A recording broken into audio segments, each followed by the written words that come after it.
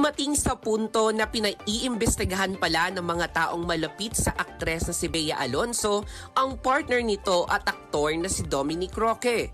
Sa Showbiz Now na ng showbiz columnist na si Christine Fermin, may ilan na laman daw kaya humantong sa hiwalayan ang engaged couple na sina Bea at Dominic. Nagsimula raw ang usaping investigasyon na pag-usapan ang tungkol sa prenup na bagay na kwento raw ni Dom sa mga kaibigan niya at nakarating ito sa pamilya ni Bea.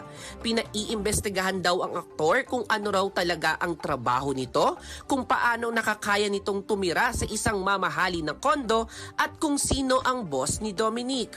Ang pasabog ni Nanay Christine Fermin ayon sa kanyang source ay nakapangalan daw sa isang napaka-controversial na lalaking politiko ang kondong unit na tinitirahan ngayon ni Dominic. Hindi naman binanggit ni Nanay Christine kung sinong lalaking politiko ang kanyang tinutukoy. Sa ngayon ay wala pang inilalabas na pahayag si Dominic hinggil sa nasabing issue. At yan ang entertainment news na nag-iisang Diyosa sa balat ng radyo. Ako si Josayan Tatak Aramen.